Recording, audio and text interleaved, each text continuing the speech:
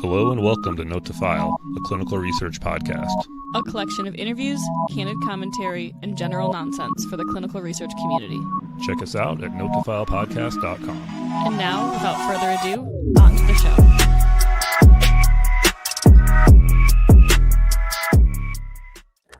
Hey guys, welcome to another Note to File. Denali, how's it going? Man, it's going pretty good. It's been, I don't know, summer's wrapping up, so it's a, I don't know, transition period. How you doing? Yeah, summer's pretty much, it's 100 degrees in August, so it's the summer, but kids are going back to school here in Oklahoma this week, and yeah. Ew. It's over. How long does it stay that much? Is that like a normal thing? Yeah, it's pretty normal. I mean, we tend to get super hot around this time of year and start maybe kicking down September-ish. Got it. I was reading something this morning that was like, this is the hottest July, or past July was the hottest on record. Global warming is not real, though. Sure not. Vaccines also don't work, so. Yeah, I guess that was something, and it is, wasn't it? Joys. I know. We're not covering that, but what a time to be alive. Well, for now. For now. I'm vaccinated. I just had a physical. I went in for my annual physical, and I'm all up to date on my vaccines, so I am set. I went in twice. I got double vaccine. Double all mine just to be extra. I've heard that's how that works. Yeah, science. Today is Tuesday, August 11th, and it is Mountain Day. Hell yeah. You prefer beaches or mountains? Oh gosh. I personally probably prefer mountains. My kids definitely prefer beaches. So like we do lots of beach vacations now because I'm not going to have them ruin mountains for me. Fair. Give them a few years. But I feel like that's the same thing with big cities. Like when they get older, you like museums, you like the shopping and whatever, but like they just want to play in the sand in the ocean. So personally, probably a mountain. I mean, I'm named after a mountain, so I have a little bit of a bias there. Good point. But yeah, mountains for sure. Okay. Well, if you're near mountains, go do some mountain shit today because it's Mountain Day. It is also Hip Hop Day, apparently. You played the wrong intro song. I know. I should have been more prepared. Honestly. This is the motto for the show. Should have been more prepared. Well, what can you do? It's the job. We could prepare. Yeah, I mean, I'm a big fan. I think hip hop's definitely a genre. I think there's very few genres actually I don't like when it comes to music. Same. I think it's more about the quality of whatever is in that genre, if that makes sense. Fair. Agreed. Other than that, let's see. I don't know why now it's tripping out on me. Here we go. Doesn't like this website. I think apparently my computer thinks this website is a virus. It's just dangerous site. Attackers are trying to hack my computer by finding out what day it is. Is it though? Yeah, I don't know. It might be. I mean, oh shit. Okay, yep. Oh, it's doing all kind of stuff. Nothing else particularly exciting. National Align Your Teeth Day. So apparently, big dentistry. We'll probably sponsored by Orthodonture, but all right. Well, not the most exciting of days.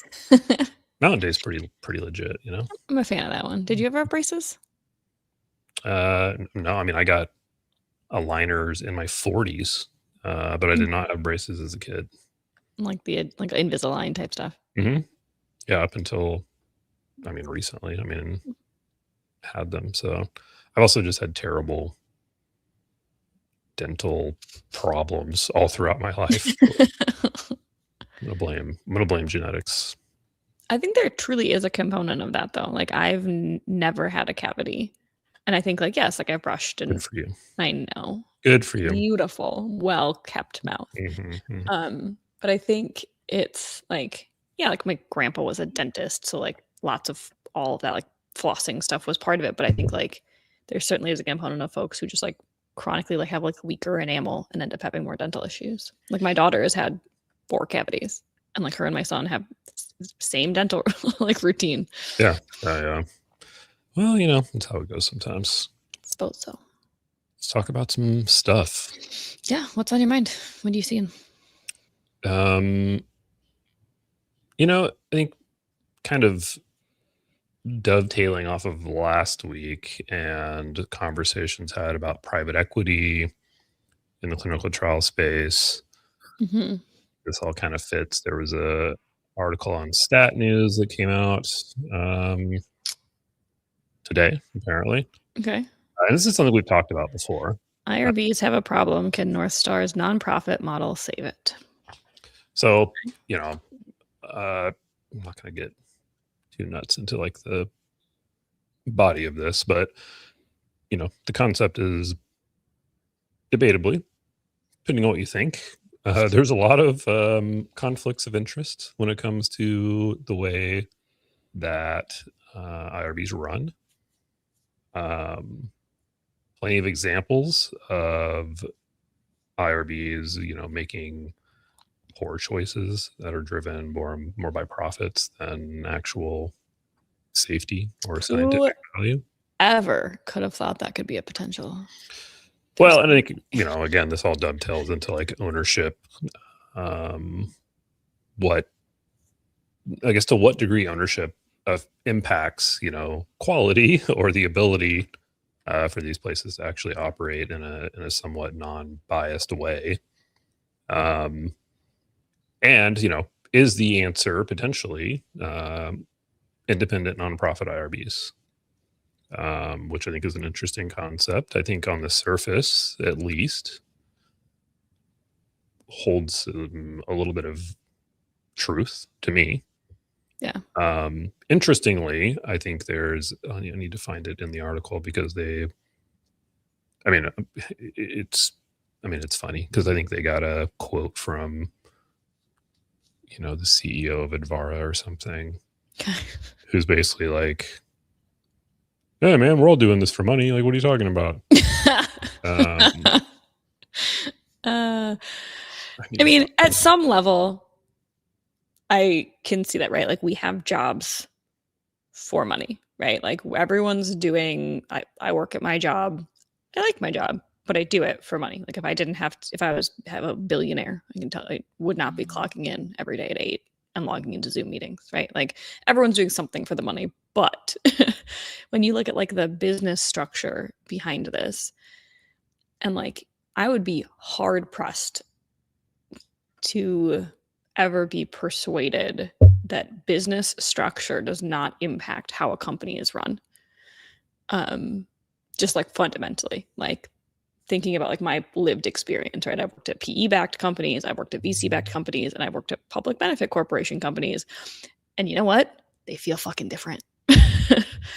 Yeah, I mean, that makes sense to me. I think so. Yours is representatives from Advara told Stat that independent IRBs increase the quality and efficiency of ethics. Obviously the big problems with, WCG now has got members of like Novo Nordisk on their board who clearly pay them to review their research, which, I mean, for God's sakes, I don't know how much more questionable like you could make things.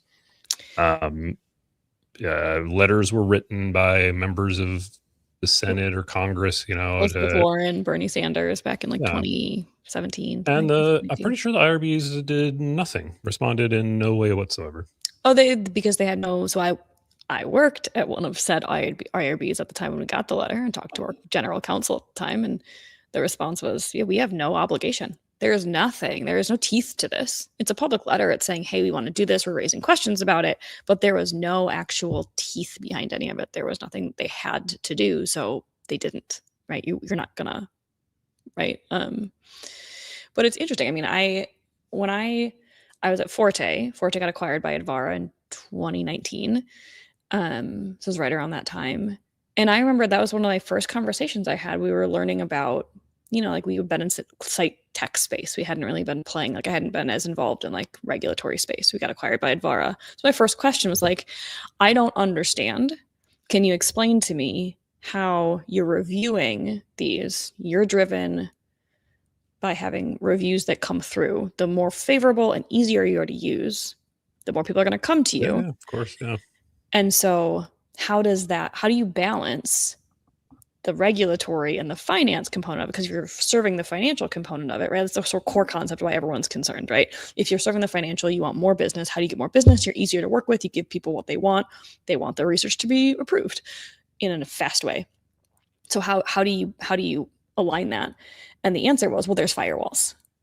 And that was like that. There's never been anything. And like, sure, yeah, like I'm sure there are at some levels. Like there is certainly is division between the like divisions of the organization and parts of the organization, but you still at some point the firewall ends because you're all reporting up through the same structure. So like I've never heard a solid argument besides trust us, we're good people. Yeah, right. For Yeah. this. Well, So and I think that, and interestingly, I think a really good example of what you're talking about that I hadn't considered before in this article. So these two founders of North Star Review Board, Rosenfield and Seymour, both had worked for large commercial IRBs. I'm not sure who those are. I'm sure you can find out on LinkedIn or something like that. But they talk about some key moments that drove them away from the for-profit industry. The IRBs they worked for were apparently very excited by COVID because that means, hey, we're going to make a whole lot of money. Obviously, you probably say the same for some of these site networks and everybody else in the industry. But interesting thing they have here is that, talking about investigators who are modifying protocols, and every little time, my understanding is that you like have a touch point with the IRB is like they're billing you. Yeah, you would, right? And so they'd have investigators be like, hey, listen, my budget's blown because I get charged for every single thing I ask from the IRB. And now I have a safety issue. I can't make a change because I spent all my money getting nickel and dimed by the for-profit system, which, I mean, say theoretical might not even be the right word, but like that's a clear example of like how a for-profit system could actually create I a whole lot less safety. No, me neither. And again, I mean, look, obviously there's a lot of nuance there. But I found that like a particularly interesting example. And I've seen things where I feel like from the site level, I've wanted to like submit things to the IRB that I get shut down on because I'm assuming every time I do that, the sponsor is the one who gets it depends charged. on the model. But yeah, that would be where it's like you sign up and they have a rate sheet, and whatever happens, they get an invoice for. And then I think, something else that touches on that I think is interesting is, I mean, essentially the local IRB model and maybe not being any better in that there's also a built-in, conflict of interest there. And to touch on your point earlier, there's a quote from Carl Elliott, an ethicist at the University of Minnesota. The entire way our research oversight system is set up is crazy. It's basically an honor system. Oversight bodies, FDA, OHRP, they basically just trust researchers to do the right thing and be honest. That's a crazy way to oversee this multi-billion-dollar multinational, increasingly for-profit research enterprise. It talks about how, universities rely on research grants. It's going to be in their best interest to, rubber stamp things. Although I will say in my experience, working with local IRBs has been a lot more challenging, a lot more thorough, a lot more difficult than working with central IRBs. I mean, I've never had a central IRB like express a concern with anything in a protocol. Although I guess, maybe it's because that's done at a higher level like beforehand. But I used to get beat up, terribly working through local IRBs. But I guess the point isn't wrong, right? Like local IRBs want that research to happen at their institution because that's how they're going to make money. So is are nonprofit IRBs the answer? I wonder. I think it's an interesting model to pressure test. For sure. It does go on. I'll give again, this is a nice, somewhat balanced article here. It says, North Star does still obviously collect fees and they compete in a broader marketplace, of course. So, I mean, ultimately you're still, look, you're going to have to pay. You still have to operate. Right? Like nonprofit does not mean charity. You still have to operate and have capital to function, right? Like it's not like a grant or charity program. So it makes sense that you would still, and again, like nonprofit, what does that mean, right? Like you don't have shareholders, no one's making money off of it. Yeah, I mean, I guess in theory, a nonprofit could be run just as I mean, like the corruptly as a for-profit company I could mean, be. like the We've seen some nonprofits out there right, that's that maybe paid themselves really big salaries in lieu of but maybe it's not a providing pro any it's not a actual value to profit. the members. I'm not I'm That's a not profit. I'm not Anyways, taking money down, like, the CEO of, our local St. Vincent de Paul of, South Central Wisconsin drives around in a Porsche, right? Like, you got you to ball can out, make money, it's just not a profit from the company. You're investing it back in the company, you're paying yourself a salary. Yeah. There's ways to I get think it's around. it's It's not a perfect business structure. no, However, it does remove some of the inherent conflicts that you see with for-profit structures, especially in this regard, I think. yeah. Well, and to add insult to injury, the office OHRP, the federal body that regulates IRBs and research oversight, recently lost over half its staff under the Trump administration uh, due to reductions in force, Doge. resignations, and They early were doged. retirements. So good. That's good, right? Um, Super good. so, to Rosenfeld's point, this isn't a time I would consider redoing the regulations. We all know where that would go. They just Um, wouldn't. We're in a very deregulate type of administration right now. I know that's so interesting to me, and I don't know. I'm very torn about the concepts. Yeah. I don't fall under any like particular political lines, so I don't know how much that matters or not. But like, obviously, there's a line somewhere between like just safe, practical regulation, and then there's a point by which we all see this in our industry, by which regulation really becomes counterproductive. Right. Now, where is that line? Obviously, that's Figured it going to out be a yet. somewhat subjective measure depending on what your What you think value about it. is. Right.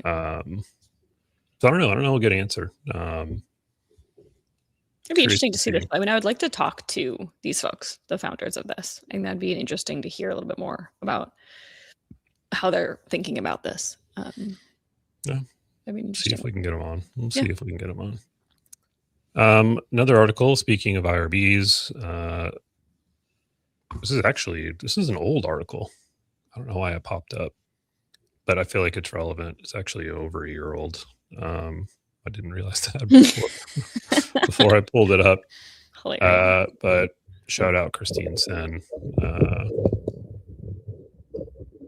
And also, I think this has also just been I don't know about you, but like my LinkedIn feed seems like, I think Paul Ibsen made a comment about it. I feel like this is like popping up a lot. Patient recruitment's popping up a lot. Not that I guess it hasn't always, but I feel like even more so lately. I feel like it's popping up in different ways now. I feel like it was a lot of like, we're going to find your patients. As far as like how it's been for the past couple of years, I feel like now it's getting a lot more into like less so like we're going to find your patients and more evaluating like more like advertising methodologies and looking at eligibility criteria. Like it's a different lens, I think, of how we're So I'm not going to go too deep into the article itself, but it's titled Obsolete Trial Marketing Guidelines and Missing Processes Hurt Patient Enrollment. And I will say, as somebody who works at a site who is trying as much as I can to like do stuff in-house, it is a problem. And this article kind of points out that like the guidance that we use right now was written in 1998.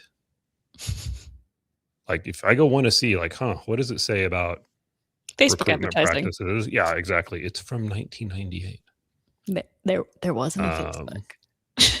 There's not. So that it becomes very challenging. And again, like many things, I mean, even within my own, small company, there's a lot of disagreement about how to interpret the guidelines that are set in place.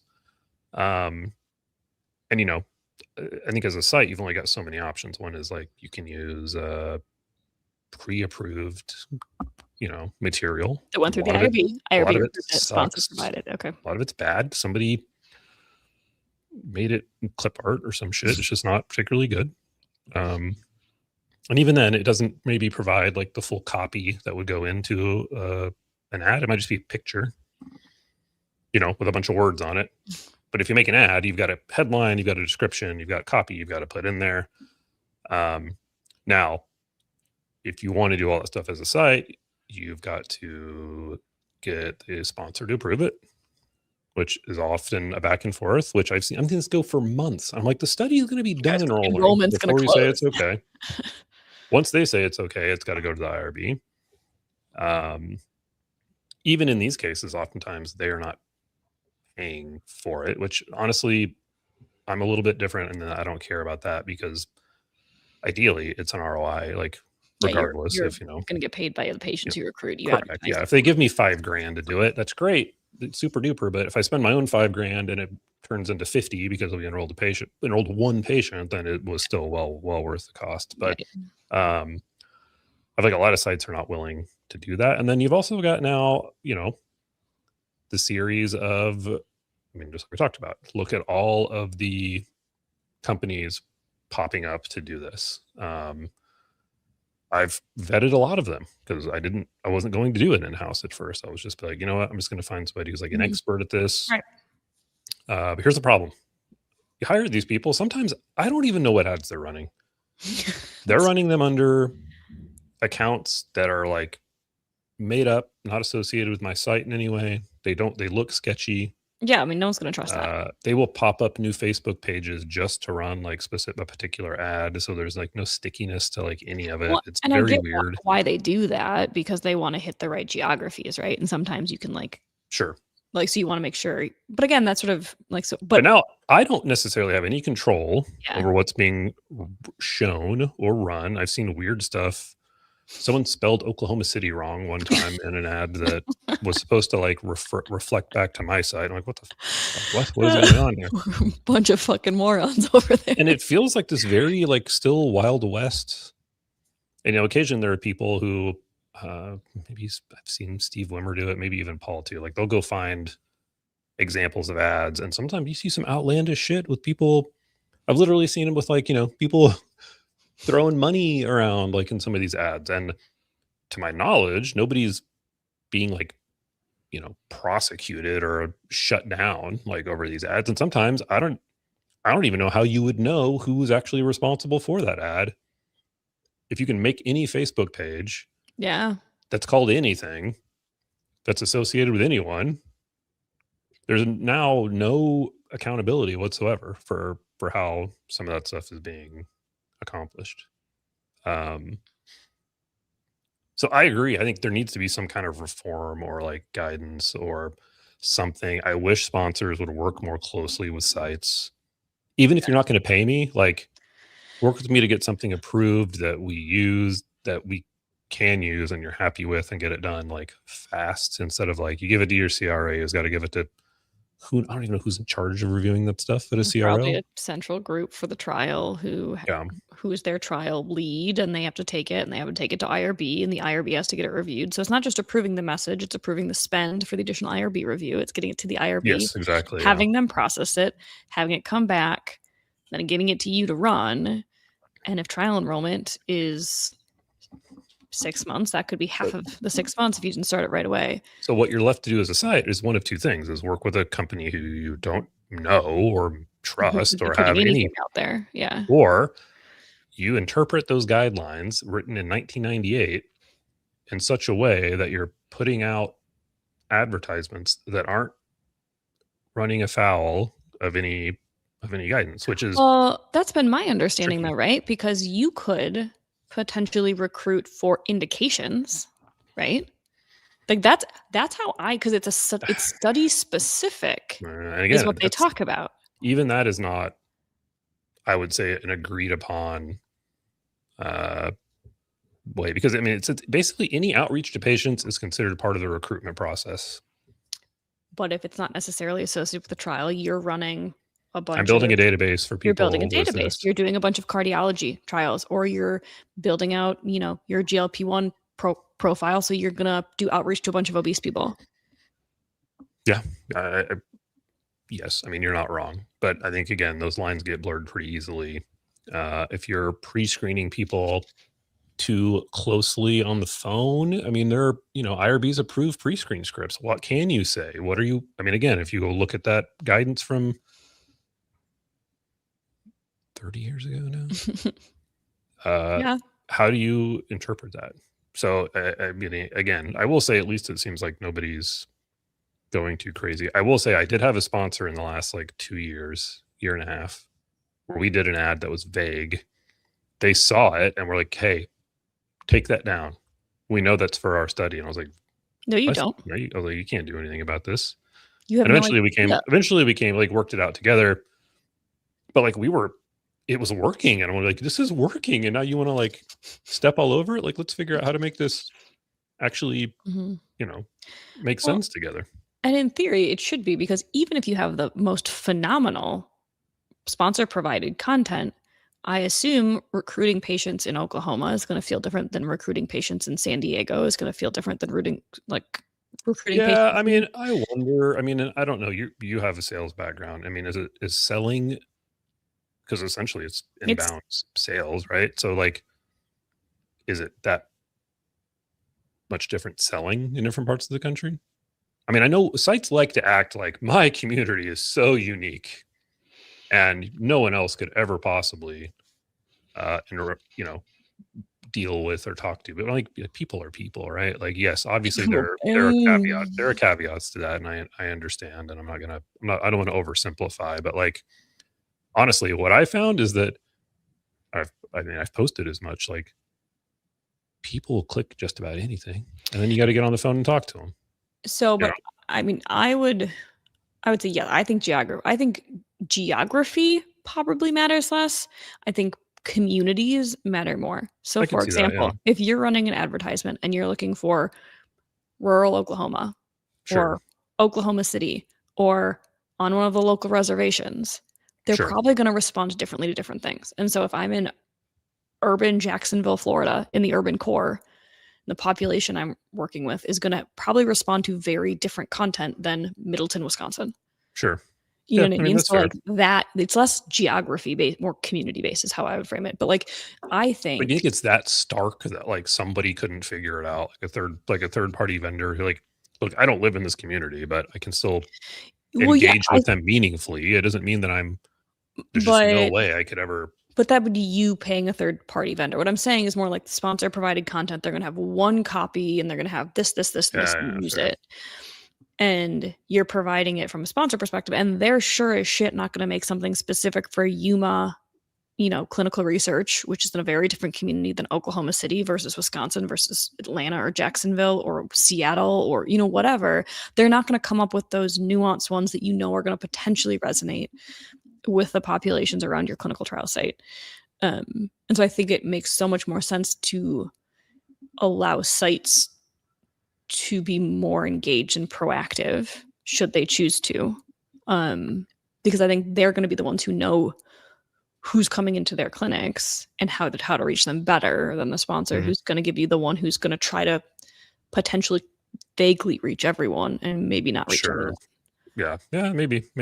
I don't know. And again, I'm not an expert. I just feel like maybe some of that is I'm gonna try to soften this in a way where I don't take too hard of a stance. 'Cause I feel like it might be maybe it's a little bit overblown. And again, yes, I can understand there's nuance, but like at the end of the day, that's not what's hurting us, I think, more generally speaking, right? Like get some ads out, talk to some people, figure out what works and what doesn't, change it up if you need to.